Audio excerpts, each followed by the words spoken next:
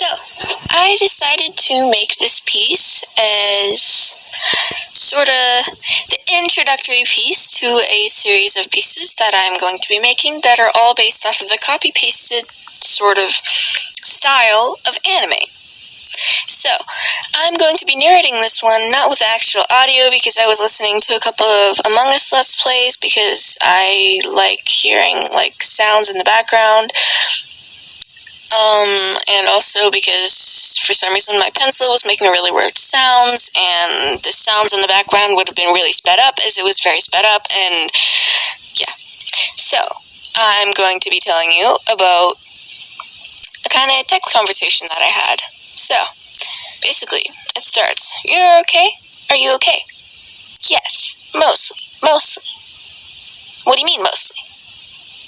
"Well, I'm kind of upset about the fact that our unbelievably biased society doesn't accept unique art styles and just wants anime, perfect smiles and copy-pasted drawings that everyone can do. And if you do anything that you actually enjoy in terms of artistry, you're just limiting your potential to be good and trying to act cool and different when your actual art is the kind in the history books, in the art galleries, and in social media. And I'm just fed up with it." "It's good that you're fed up. When you feel this way, that's when you're the most creative. Yes, but if I ever want to enjoy myself in art, I'll just have to deal with people telling me I'm cringe and just trying to be an edgy teen for my whole life." "Well, who cares? Just focus on enjoying that, and you don't need to care about whatever happens." "Well, when I lose motivation to do anything, when I'm told that I'm just plagiarizing stuff that have come up on a whim and that I've never seen before, it's truly hard to have fun. But the people saying that are the people that are literally doormats. Just don't let it take you down. Just come back stronger and just enjoy your own kind of art." "Yeah, but they're doormats that are in charge of stuff like art displays, and stuff like the talent show where some girl who badly traced a scene from an anime show and had that as her performance was applauded how brave she was. Just how amazing her art was. Not everyone is like that." "Well, tell me one person you know who isn't like that." "My best friend H. And all the friends that you don't know." "Yes, but I'm sure that nobody knows her arts for the exact reason that I mentioned." "That's not true." "How would you know?" "Because H's daughter is selling her art." "Does anyone buy it?" "Yes." "Who?" And then it devolved into a conversation on whether we wanted lunch, and we decided on mac and cheese. I don't know what the other person decided. Probably an omelet. They like omelets. So, I want to talk about something that it's been bothering me for a while.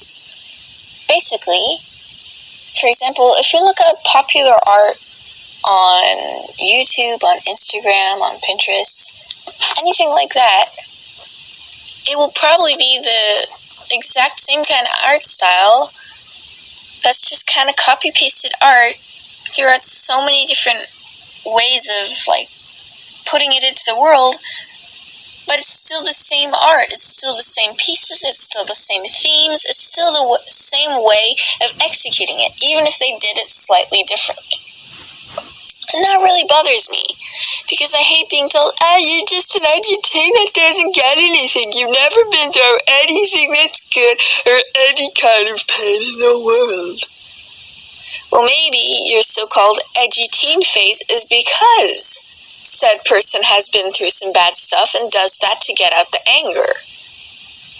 Maybe it's to get out the anger of being beaten up constantly every day just for the fact that you exist. And when they were reprimanded, they just used the excuse, "Oh, she was being annoying," which, when I'm gender fluid, is seriously annoying, but that is besides the point. They were just being annoying, it doesn't matter. And for that to be taken as an actual excuse, as an actual sort of justification for severely hurting someone. Maybe I'm doing that just to get out the anger.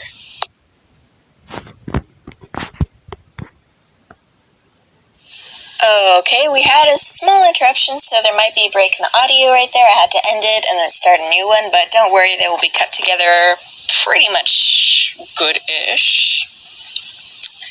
So, Basically, what I wanted to say is that sometimes people are hurting inside, and then they make art that reflects on the pain that they feel inside. It doesn't always have to do with being the edgy emo teen phase. It can actually be something in their mind that is going on that is actually deeper than you might think. For example, someone who is currently self-harming and makes art with a lot of blood and gore and pain isn't just trying to be a gore-obsessed, angsty teen who's just trying to be all edgy and creepy and scary and goth. No, they might actually be going through some shit right now, and they might be self-harming because of said thing, and they might be making that kind of art because of said thing. And I'm sorry if people are always going to say that kind of stuff, but it's the truth. It is the truth. I am sorry, but if someone is making a certain kind of art and it seems like it's from the heart, there's probably a reason that they're doing it like that. If someone's making art that looks like it was a traumatic event, it's probably because that traumatic event actually happened, unless they're just an absolute, they're just absorbing everyone else's emotions and making art for that, which is, being a sponge isn't that bad. Absorbing other people's emotions, it's not the worst thing that you can do. It really isn't. And I feel like people need to understand that more. People shouldn't just say that the person's art style and the way people execute art is just because of mundane reasons like being edgy or being trendy or being cool. No. I just wanted to say that sometimes the reason that you do something isn't the reason that it always seems to be. The reason that you make art, if you're making art, there's always a reason. And I'm saying that there's always a reason because I strictly think that tracing scenes from anime does not count as art. It counts as plagiarism, and you can technically get copyright strike, but nobody really cares about that anymore. But, yeah, I just feel like there's probably a reason if someone's making the so-called edgy emo art, there's probably a reason behind it, unless they're just, as I said, just plagiarizing, or there's also the third option that they're just kind of a sponge, acting as someone to express other people's emotions and feelings and pain, and making art for them, which is amazing. I completely support that.